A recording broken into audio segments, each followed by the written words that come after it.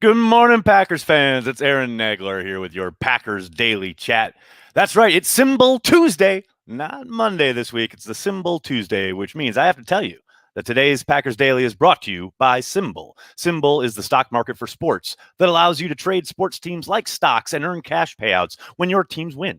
Symbol has blended sports and the stock market to offer you a new way to invest in and profit off your favorite teams. If you believe in the Packers to be good year in and year out, and I know you do, if you believe in Matt LaFleur, Brian Gutekunst, Aaron Rodgers, hell, maybe even Jordan Love, it's time to invest in them on Symbol. A lot of you already own physical shares of the Packers. Symbol allows you to purchase virtual shares, the teams in the stock market format that allows you to profit off your investment. Buy low, sell high, earn cash win payouts, and make money off your sports knowledge. Join the 3,000 plus early adopters who have started to invest in their favorite teams. Visit www.symbol.app or visit the link in the description of this video on YouTube to create a free account. And when you deposit, make sure you use promo code CHEESE. That's cheese for a $10 deposit bonus. If you're a Packers fan and you believe in the direction of this franchise, and why the hell wouldn't you? You might as well make a little money on them on Symbol. Good morning. Hope everyone's well. Hope everyone had a great Monday evening. I know I did. Hope you're all doing fantastic this morning. Uncultured Barbarian starting us off hot and heavy with a super chat already. Good morning, Nags and chat. This morning's jam is Tequila by the Champs. Go out there and have a good day. And hey, let's be careful out there, Pappies. Let's be careful out there. You're doing a little Hill Street Blues? A little Hill Street Blues nod there, Uncultured? I like it.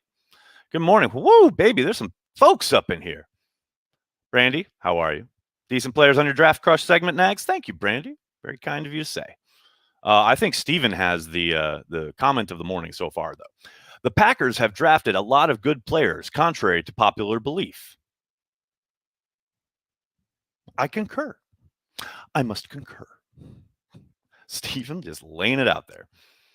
What else we got here, folks? Good morning, Nags. What position do you think is most likely to be able to contribute as a rookie? Ooh, Becky, that's a good question.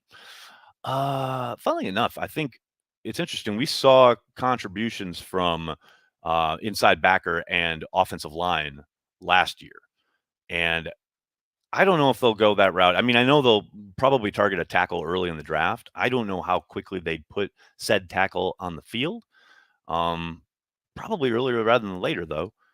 I think there's a possibility we see a linebacker and or safety get significant minutes early on.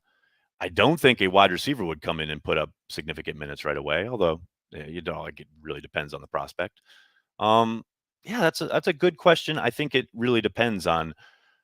I don't think it's going to be anybody that they're targeting just so they can get them on the field. I think cornerback has a chance to be a position where, you know, if it is somebody that they see is talented enough and pro ready enough to step in opposite Jair, that's a spot. You know, I think they'll still have to compete for it.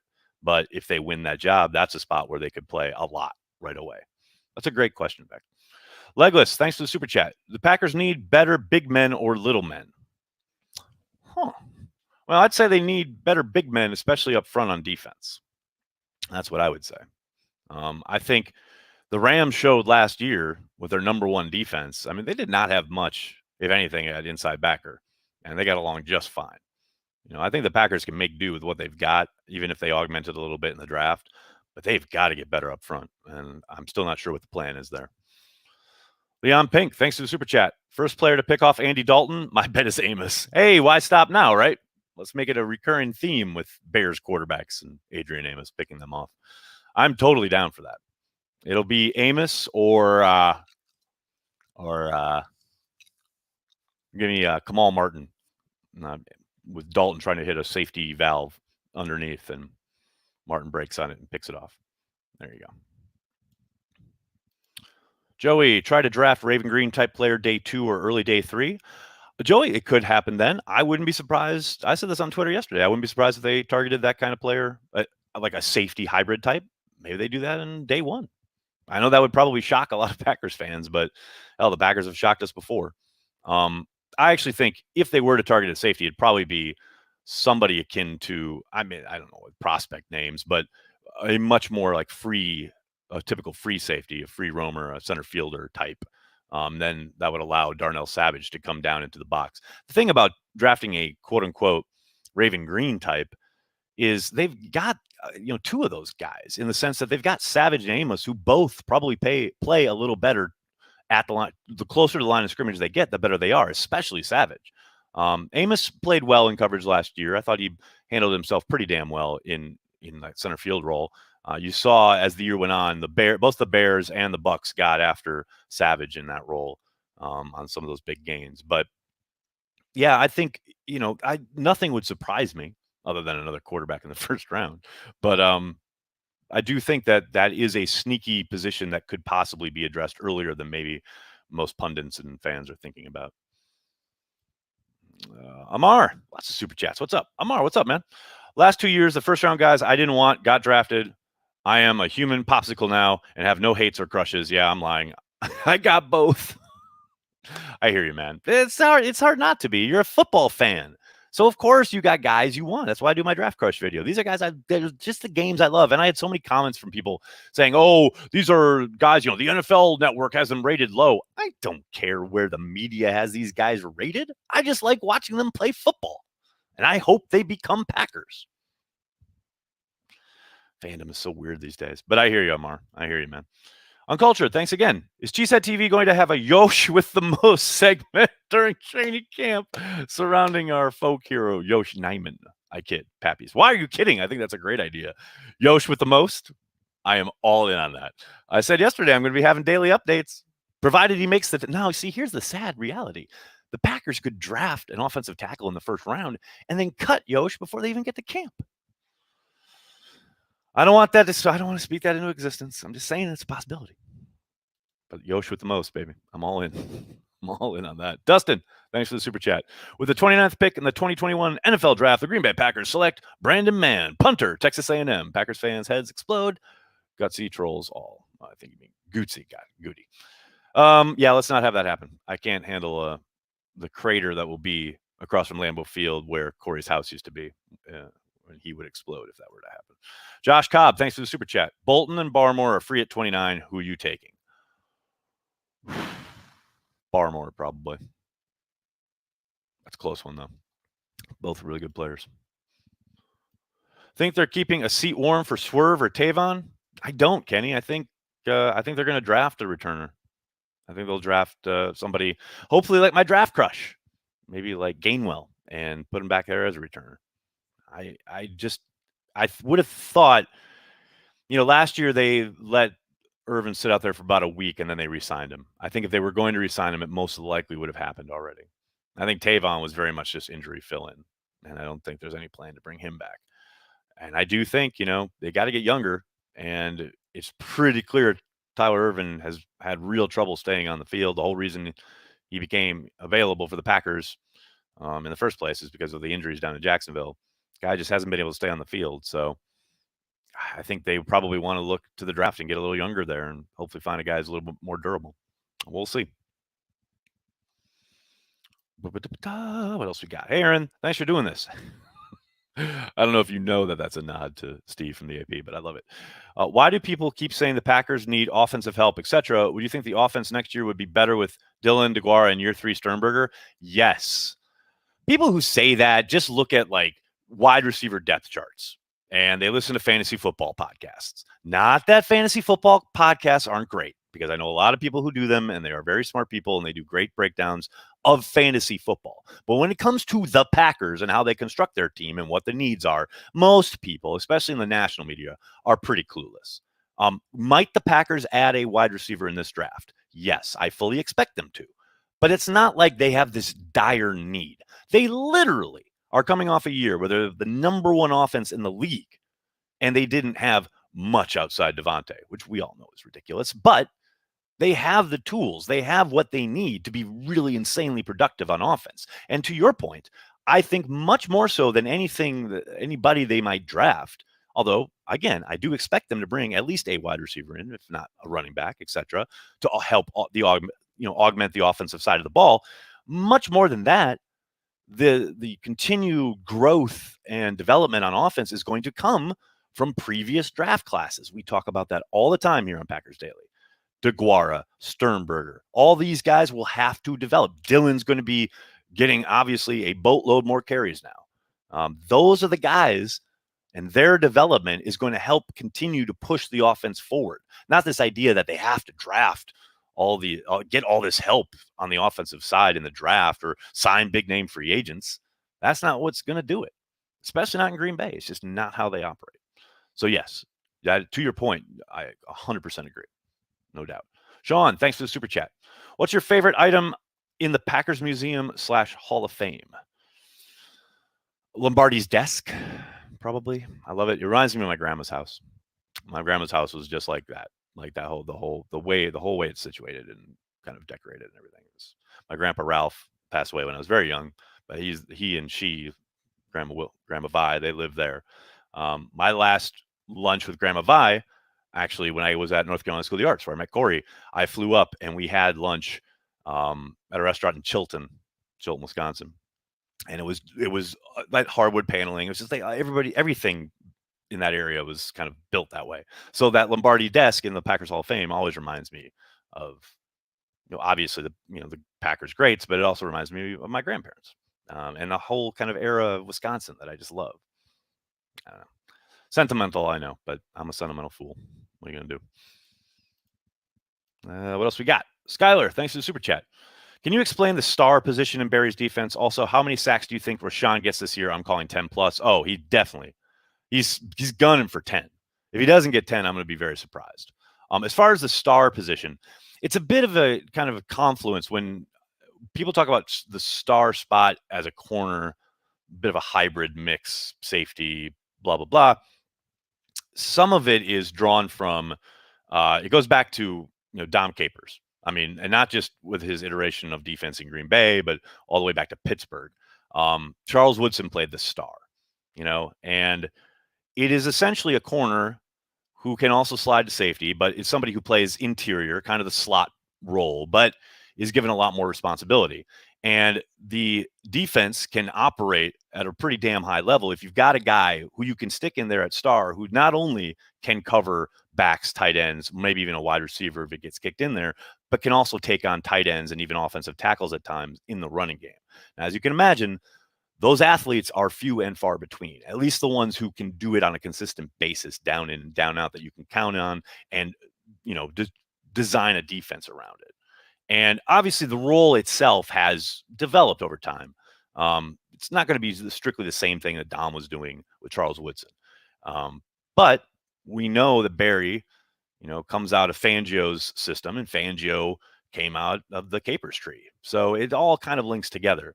It's not to say that what the Packers are going to want to do with that spot is set in stone. They want to have a star. I know Pete wrote about possibly putting Savage in that role. Pete asked about it when we talked to Barry. He may not even have an idea for or even want to utilize that position. He may think, okay, this is outdated.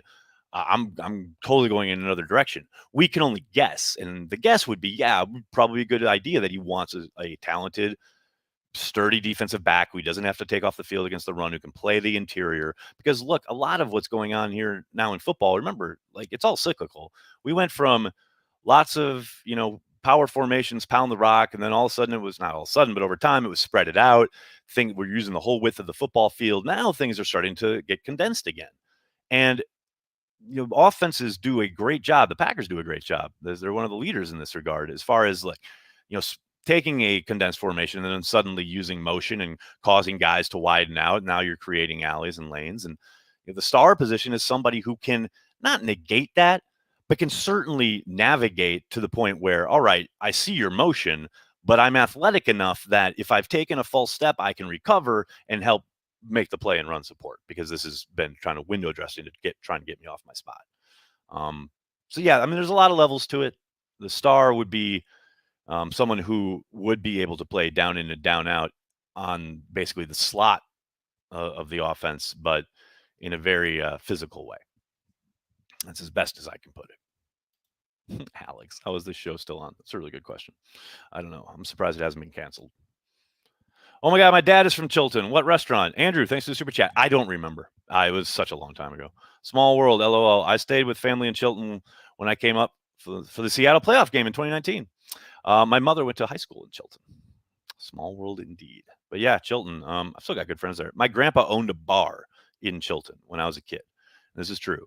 And I would go there with my mom because she would visit her dad, and they had one of those um, games. It was like a tabletop game for in the corner of the bar, and there's this felt puck that you would roll on this wood kind of flat surface, and at the end of it were these plastic bowling pins. So it was like game bowling basically, and I would just play that or pool like for an hour while my mom talked to my dad or my grandpa.